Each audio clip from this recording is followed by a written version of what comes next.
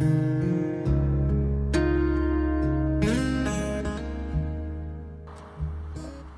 here at the main altar at Mount Calvary to investigate the final resting place of many of the Duhaimes were related to. Mont Calvaire. Chimichel, Mont Calvaire. C'est bien. Dennis parle le I français. remember my father used to say, Christ Calvaire. Does That's that it. mean the same thing? Oui.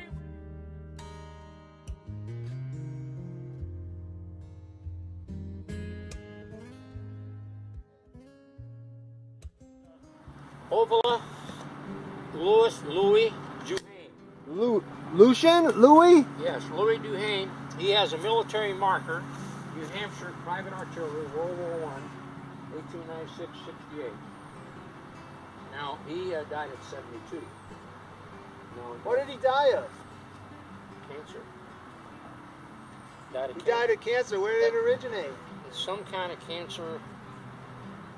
I don't His know. liver? Liver, I think, or liver or kidney or something like that. Because Guy At had the colon. VA Guy had hospital. colon cancer. Started right. in his colon. That's right. Like, is that what happened to his father? Ovi was not colon cancer, but he was a smoker, Chesterfield cigarettes. But he died at the VA hospital in Manchester. And he was on the payphone to me. They made a collect call. I was in wherever I was living in Indiana. And I spoke to him and visited back and forth and stuff. And but we never made it there in time to see him when he got before he died. But he was to WW1. Victor, my brother, mentioned that his injuries during the war, that he was gassed. And I think he was, because he had a lot of problems. And he would sleep a lot, and we'd have to take him to the VA because he'd sleep for 2-3 days without waking up. And Vic also said, or my father told me this when I went in the Air Force, he was buried alive in a foxhole. And he had a big old bag like you wear in the military on the ship to come back home after WW1, had all kinds of German souvenirs in it. Somebody stole it. Stole it Off before the he ship. reached home. So, a French-Canadian gal, she spoke mostly French. If she needed to say something to somebody uptown on the phone in English, she said, Ovi up. And he'd tell her what to say. Ovi was a pretty much English guy. Didn't do a lot of French talk. Cecile had a memory like a steel trap. She could tell everybody's birthday. And she lived on the phone, and when they got to TV, she watched a mass on TV every day without fail. If she knew about EWTN right now, which is a strictly church Catholic station, she'd go nuts. She'd probably watch it 24 hours a day. But she had a lot of friends, a lot of buddies. And how often did she say the rosary? Oh, she said it every day. Now, Dr. Tiragny. And so when she said it, was it out loud, or she just said she it just under said her it to breath? herself. Just said it to herself. And then a little history. This isn't nice, but Cecile was a nice person. She loved us to death, and we loved her a lot too. 6 boys, 4 of us would get up on a chair in the wintertime to go to school, and she put our long underwear on us. Had a little trap in the back that dropped down, so you could go to the toilet and zip it back up or button it back up. But the funny part with her is she loved to laugh and have a good time. Well, she had MS and she was stuck to a wheelchair in her chair. Would we make her laugh? Okay. And she said, quit that, because I'm going to have a problem. And we wouldn't stop. Oh, you didn't Lionel and Guy and understand. everybody poured it on. So and how does she say that in French? well, it's, Arrête. arrête ça, arrêtez, fais pas ça. And she would say that, and then she'd pee her pants. Because we make her laugh so much. Then we'd have to take the lift and pick her up and carry her in the bathroom and clean her all up, which was a lot of work. Ovi was a super guy, and he loved to go to the modern theater, the movies, and he'd always go uptown. Sometimes he'd walk to Elm Street and back, but there was a little pub down on the corner of the west side next to the barbershop, Freedom Barbershop, and one time I spotted him there and I saw him go in this pub. He went up to the bar and bought a shot.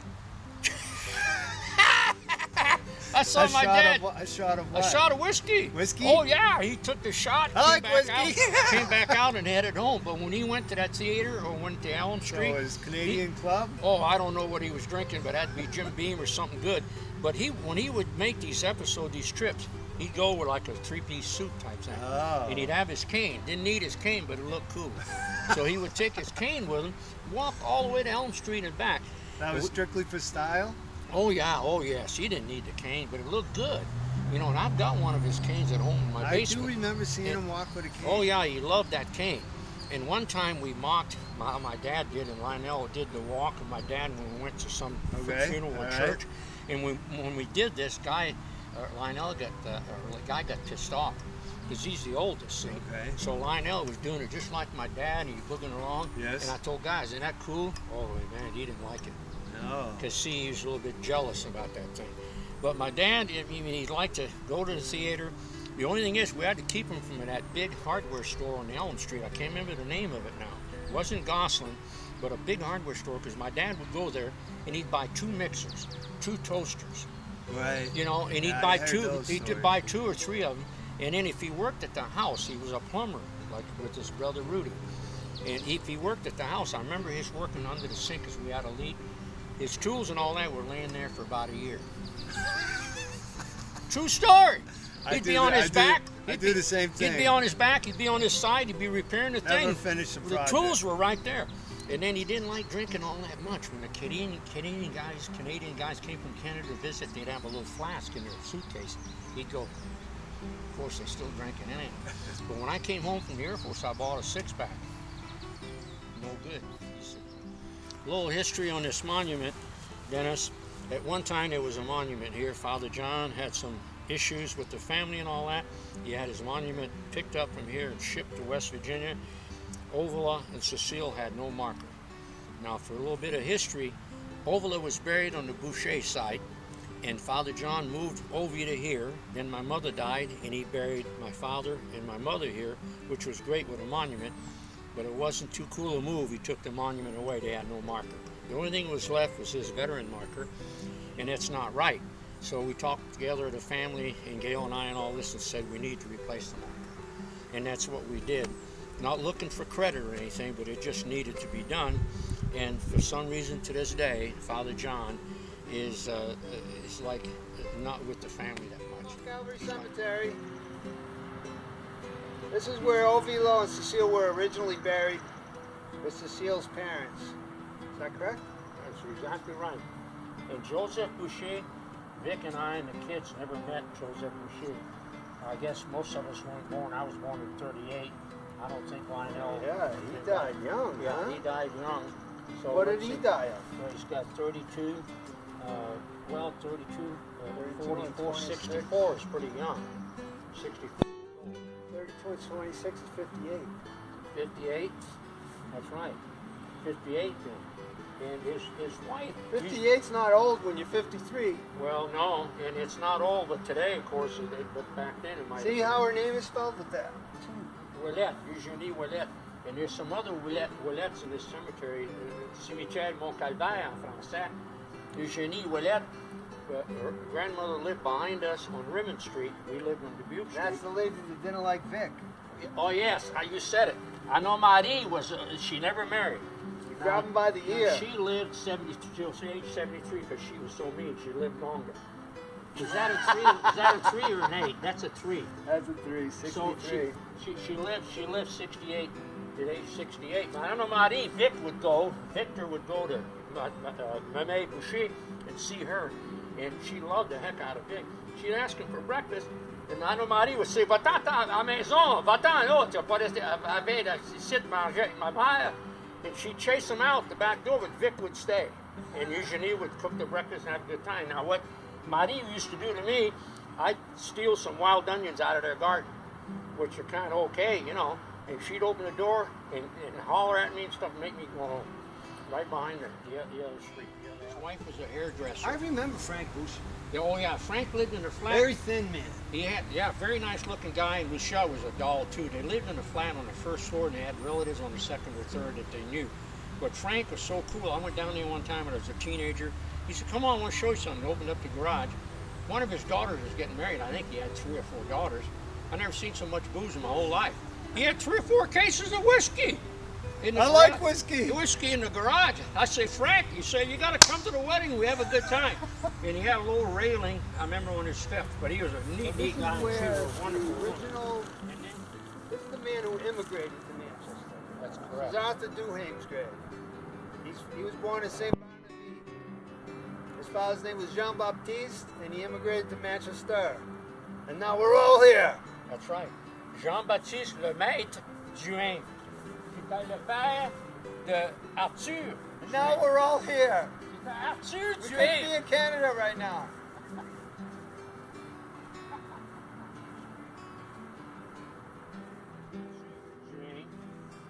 I don't know his name. These are the parents in that picture with Obi. That's correct. Zélie-là, Fauché, Duhaime. Paul Faucher, I have to think Paul Faucher is Zerilla's father. Oh yeah, that makes sense. I didn't think about the top. Euphrasie Talbot Fauché. Right? He was born 1845. So they not only buried a Zorilla bunch was of Duhaimes born- there, but they buried those three I people think, here. You know, it seems obvious that Arthur bought this stone or this lot when he had to bury his wife's parents. I think you're right on, because 1922, Paul Fauché, the father of Zerila, died 2 years, 12 years. This man was 24 years old when Zerilla was born. Yeah. And then, am I correct in saying that there's 12 years difference between Arthur and Paul Fauché? So maybe Arthur bought this monument. So this lady is half Faucher, half Talbot. That's right. There's Talbots in our background too. But I wonder if these two people started this whole thing. The people at the office here in the cemetery, Cimetière Mont Calvaire, would know that. They might have started this whole thing. And then who's So Alphonsine? Arthur and Rodolphe See, are not. I think Rodolphe is the son of Arthur. I And think- so I is think- Ovila. I think But he Ovila's not He here. bought this, and his son wanted to be buried Yeah, here. and here's his wife. Rodolphe is Ovilo's Ovila's older brother. brother. Older So brother. both Ovilo and Rudolph were deployed in World War I. Correct. And also, they both were in business, in the plumbing business. And after Rudolph passed away, I think one of his sons took over the Paul plumbing business. Duhaime is Rudolph's son, and he's also Lucille's brother. That is correct. A super, super nice man. So you knew Paul? Oh, yes, I met him. Met his wife. His wife, I think, still lives in that house. Your mom, Dolly, knows where that house is. It's close to here, where Lucy lives. He still lives on Sagamore. No. Out in here, where your mom lives, not too Oh, far, on oh, the main oh. road, like you're going to go to Manchester. So go to the Sagamore airport. must be uninhabited now. No, there's a sister upstairs of Lucy. I Oh. don't remember her name. Sweet gal. She might be on that. Older than Lucy. She Might be on hasn't that died. stone. You have to be on. You have to die to get on a stone. You sure? Yeah, she hasn't died yet. She's on the second floor of that house on Sagamore. All right. And Lucy lived in that house from the get-go. Now, guess who was born in that house? That you know pretty well. Andre, Nope. Victor. Guy and Lionel were both born in that frippin' house. On Sagamore? Yeah. On Sagamore, you believe it? That's awesome. That's unreal. We gotta go Now, over there and rest wash of the babies, floor. there were 6 boys, and they said my dad went to the hospital for the first one, and the rest of them, he said, they'll take care of themselves. They'll figure it He out. didn't go. He just had a Chesterfield cigarette. and he wanted a nice spot.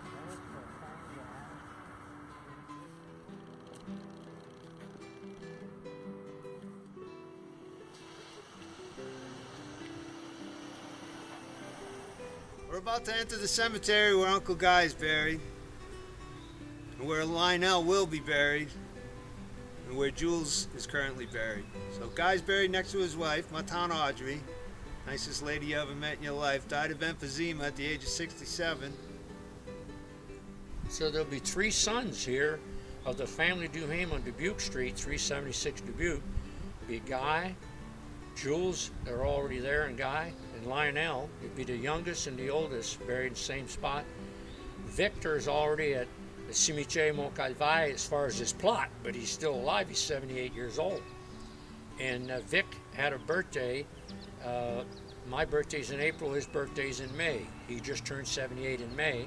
So if the 2 of us at Cimetière Mont Calvaire, it just leaves Mon Jésus. So that's where you're going? Cimetière Well, Mont sure, the Calvaire? spot where Ovilo and Cecile are. Hey, So Chris. if I go Vic, is only So 2, that'll 3 be rows behind me. Who's the lead? So that'll be Chris 2 and brothers? 2 brothers there. 2 brothers in Manchester, But then 2 ages apart. We're and right 3 in the brothers in Allenstown. middle. Right. And then Mon Jésus, The Trotkier? le maudit cul de West Virginia is moved his marker to West Virginia to be buried at a cemetery there. Serenity Hill? They offered him the plot and his stone is already there, ready to go. All he's got to do is die. He's gonna be on Serenity Hill Yeah, in West Virginia. If and you're looking Father for him. John, his birthday is in December, but I don't know his age.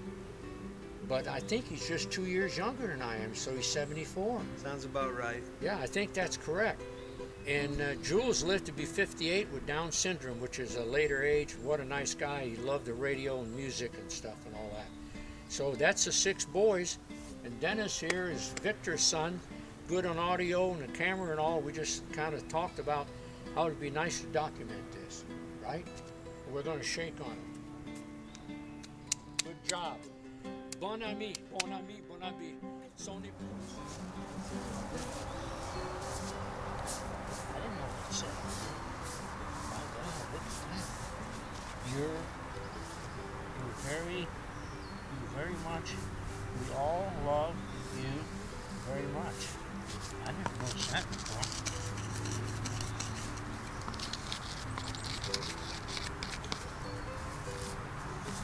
Her maiden name is Kenny. Where would you think my house pond would be? I bet it's right here. Don't you? It can't be there. Jules is there. Audrey and Guy must be here. Where's Mary? Well, I guess they could be over here, right? Well, they could be behind. Yeah, I never thought of that. I don't know. I don't know.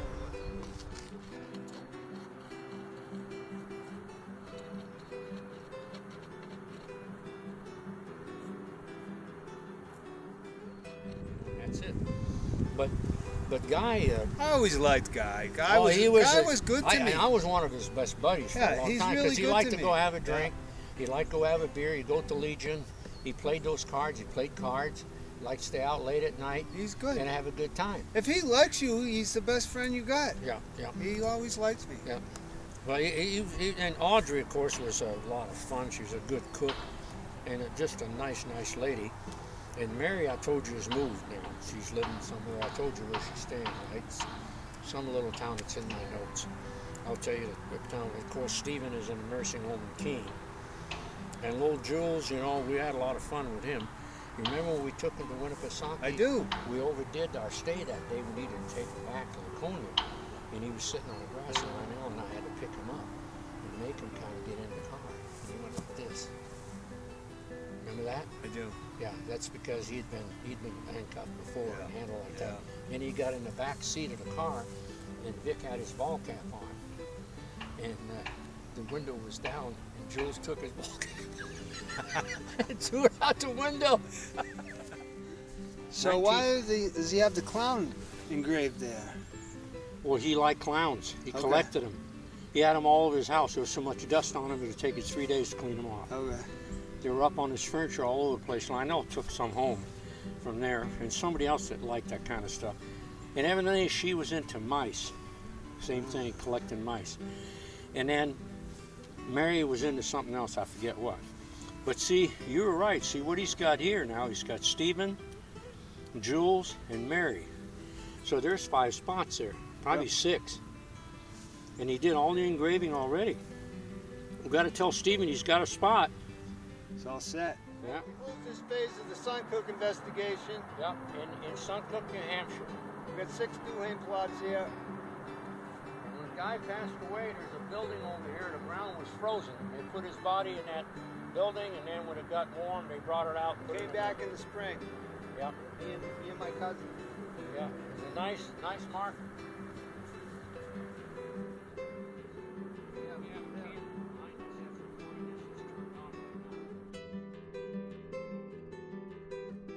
There's 3 cemeteries involved in this whole effort right here. This is a cemetery where Guy Lionel will be buried here. Jules is already here. That's 3 brothers. Victor and I are going to be at Cimetière Mont Calvary on the west side.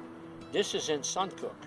The other cemetery is in Monier in West Virginia. He's already got his plot, and that's where he's going to be buried. Merci beaucoup. À bientôt. Bonsoir. I don't give a shit if it's on tape.